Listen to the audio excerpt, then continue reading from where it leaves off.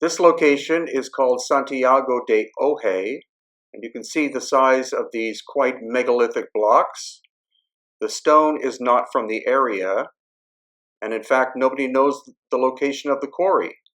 You can see that here is the snake all coiled up. Why the site is so badly damaged? Was it cataclysm? Zealot Christians? Who knows? But in order to get some proper insight of this area, let's see what Gustavo Morales has to say. Okay, here we are in Santiago de Ohe, and this is a very interesting place that we had a chance to visit now. We were just mining around these beautiful, what we think is a Tiwanaku pieces, and all of a sudden, a couple of the locals came by and they were talking with one of our friends here, and they started giving us a very interesting stories about this specific place. According to them, there is the gate to this tunnel, and the tunnel goes to different directions. According to them, it goes to the village right behind me, face south all the way towards Tiwanaku, and they go further. They think that it's another tunnel that connects all the way to Cusco. And they're saying that it's an ancient type of tunnel, and they are very kind of superstitious. They don't want to give a little more information, but they were saying that at night there's the snake that comes out from this tunnel every night, about 8 meters length of snake. And then the other guy is saying about or 8 other different snakes that they point all at the same direction. They're all pointing south. So it's really impressive. It's very impressive. We have to understand that most of the local people here are very conservative. So for someone to just come for no reason and try to share, it's something that we should appreciate. And they try to keep things very low profile. They have a lot of respect to Mother Earth or Pachamama. Everything that will be disrespectful, they try to avoid it, because at the end she's the one who decides if they have good production or not in agriculture. So it was very impressive, very interesting testimony of what they think it happens here every night, especially about the snake. They're talking about 8 different snakes. They go to different corners, but they all face to the same direction, south, where exactly Tiwanaku is. So the snake sculpture is pointing to Tiwanaku. It's correct. Looking at Tiwanaku. It's correct. And what does the snake represent in Inca tradition?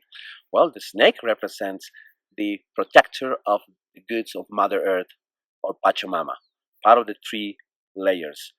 Above ground, La Capacha, where the condor is, Acapacha, where the puma is, represent the human being, and Mancapacha, below ground, it's the snake.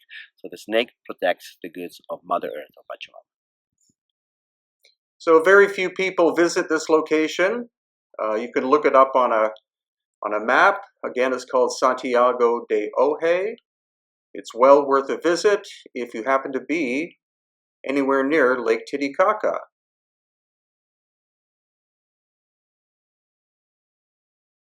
Next, we're at the little town of Copacabana, which is actually in Bolivia, just over the border. And this is called the Orca del Inca, which means the gallows of the Inca, but of course that's a Spanish interpretation of an ancient megalithic site. No one knows, in fact, who created it, but it is definitely some kind of solar calendar, probably for either the equinoxes and the solstices, or maybe just the equinoxes or just the solstices, but likely all 4. No one knows who actually made it. It could be an Inca construction, or it may actually be something far older than that.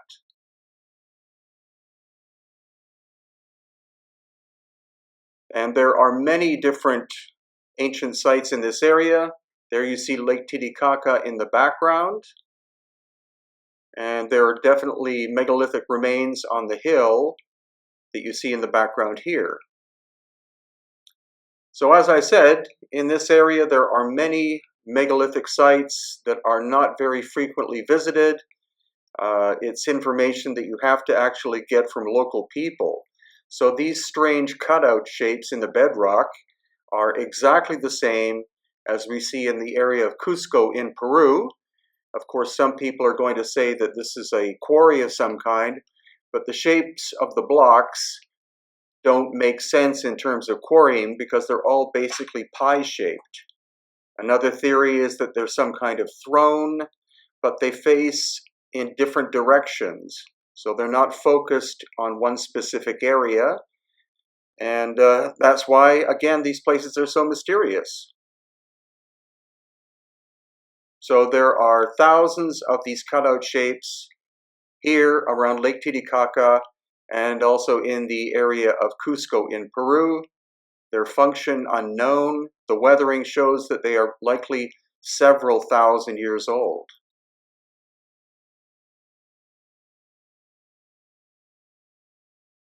And this gives you another view of some of these cutout shapes.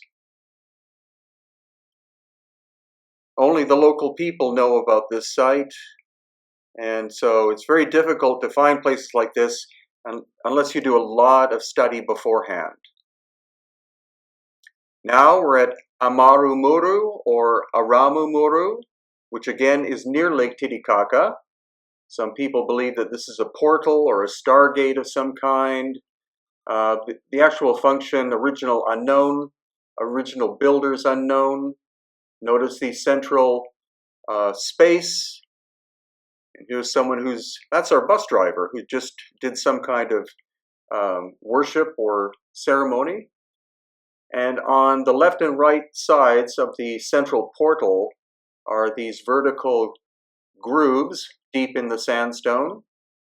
Again, original function unknown. And then this place that took me 5 years to find is called Kenowani. And again, it's just located is located just over the Peruvian border from Bolivia. Some people think it was a stadium. It faces directly to the lake and in fact faces Tiwanaku in Bolivia. The stone is not super hard. It's a compressed volcanic ash, but who made this, when it was made, and why it was made is completely unknown to this very day. But you see, these are very evenly shaped stairs in the stone itself. There's no specific logical pattern to it. Very complex effort was involved in creating it, but who actually made it, again, unknown. And that's the whole part of going on an adventure in the Lake Titicaca area, especially with us at hiddenincatours.com.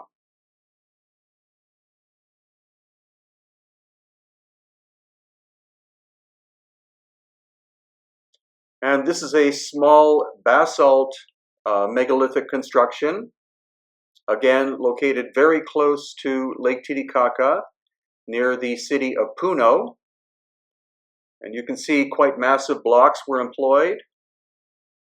And also they were shaped and fitted very tightly without the use of mortar. Original builders unknown. It was likely utilized by the Inca culture, possibly other cultures as well. And it's called the Temple of Fertility. And the reasoning behind that, you will see, is pretty obvious as we go inside.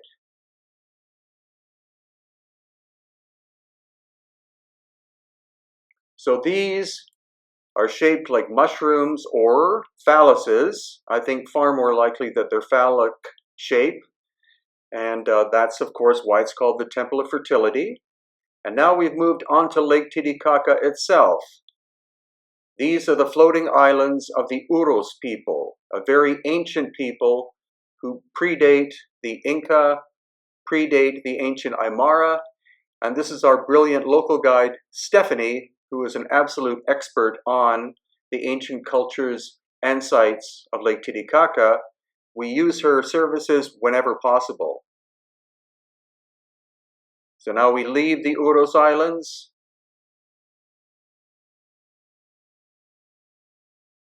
And actually we're back in Bolivia, on the Bolivian side. And this is a scale model, I believe, of Ra 2. And the builders of the Ra ships were these people from the Lake Titicaca area. And every time we visit the lake, we always go visit them. And now, a very small but very elongated skull, located in the local museum next to where the reed boats are.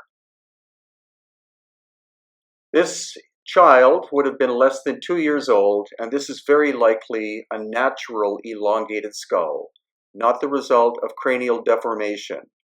So that's, of course, something that I'm studying a lot in the area and also on the coast of Peru.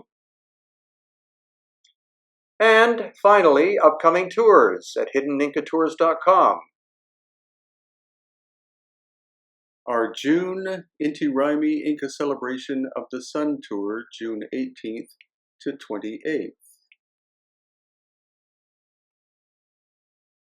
Then in August, Megaliths and Ancient Spirituality Tour of Peru and Bolivia, with guest host Ben of Uncharted X YouTube channel,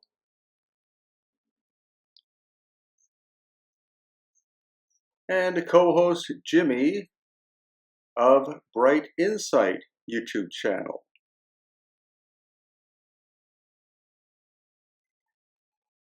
And in September, we'll be exploring ancient Malta, including the Hypogeum and the ancient elongated skulls that have been found on that island. In October, Megalithic and Metaphysical Mysteries of Egypt tour with Patricia Awian and special co-host Jimmy of the Bright Insight YouTube channel. Then in November, explore the mysteries of Peru and Bolivia tour.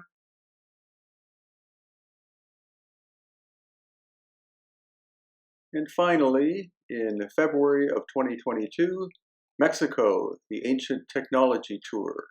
There are megalithic sites we will explore in Mexico.